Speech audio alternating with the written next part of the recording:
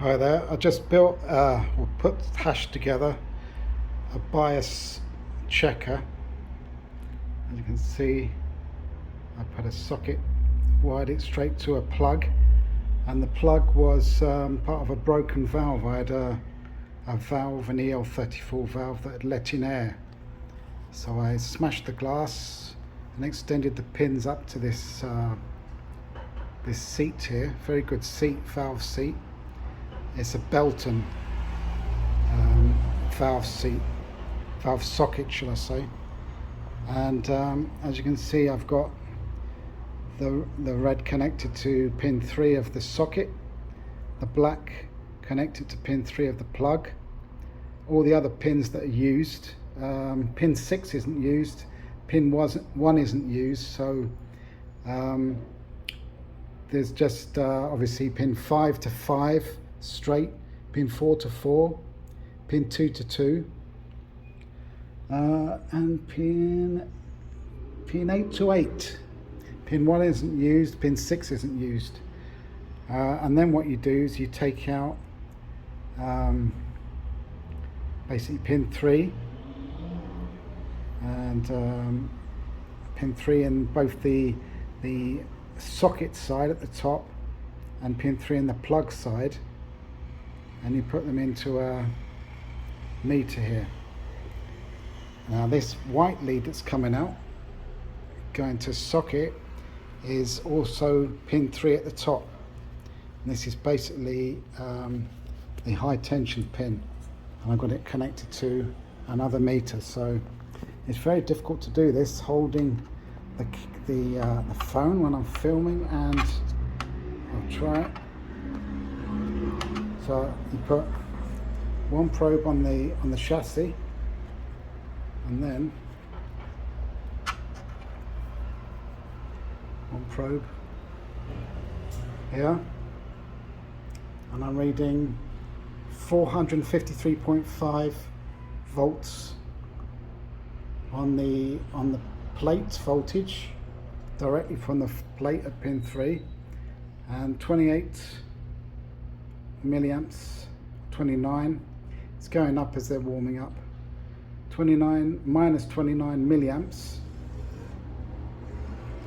plate drawing current.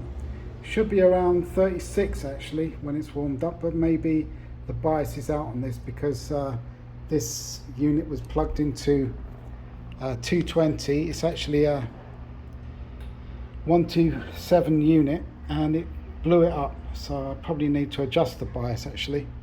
But that's just one valve. Obviously I'm going to do it on these other 3 to check the bias on them. But look, it's gone up to 30.4 now. You need to really leave it warming up for half an hour before it works. But I'm going to test all the valves separately and to see how well they're biased as well, and see if they're any good, these valves, because as I say, this unit, all 4 smoothing capacitors blew up. This one puffed up. This one's pretty bad. It was leaking stuff out there. All 4 of them on here blew up. And also there was a problem in the bias circuit. Some resistors burnt out. So the valves could very well be not great. So I quickly cobbled together this bias tester here. The only thing about using this sort of tester, you can buy them from AliExpress or maybe eBay, and they have these flying leads coming out. These are probably a bit short. It's best to keep them as short as possible, in fact, because they can cause problems with the running of the system. But whatever you do, don't pull them out midway testing, because you can damage the valve. So the correct way to do this is just leave it plug in, don't mess about with anything, and obviously have it on the current setting here. And when you've finished reading, which I think I have here, just put it into standby. You see the current, there's no plate current there in standby, and then switch it off, leave it off, and don't mess with any valves when they're hot. If you touch a valve I'll try and pull it out when it's hot.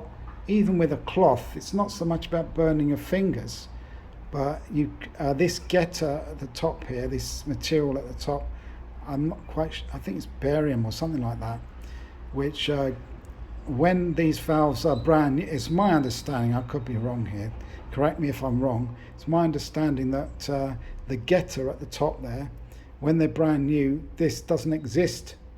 When you switch it on, when they switch it on in the factory, this bearing is formed at the top, and it assists the getter to get the electrons from the heater.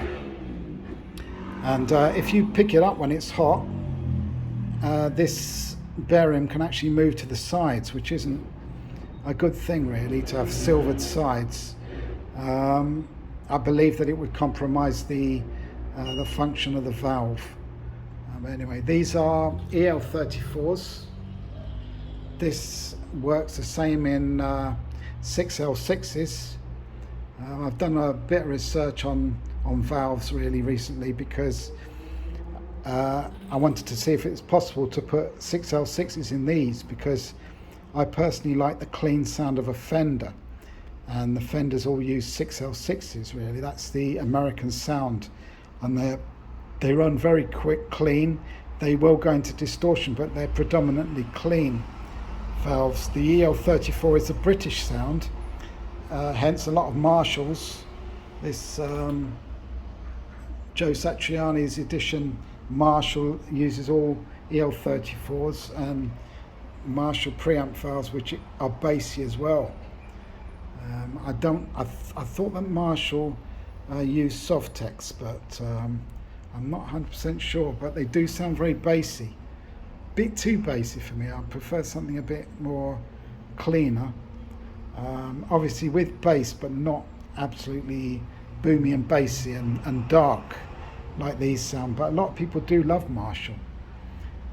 I'm English, but I don't know, to be honest, I prefer the sound of a Fender Champ, Fender Princeton, or a twin reverb. I've got two here for repair at the moment. Yeah, I don't know, they're just clean and open, more open, and they've got a broader tone. So I was looking anyway into maybe converting something to 6L6, and you can actually do that on a Marshall. Anything that was made to run EL34s, you can actually put 6L6s in, but you need to completely rebias.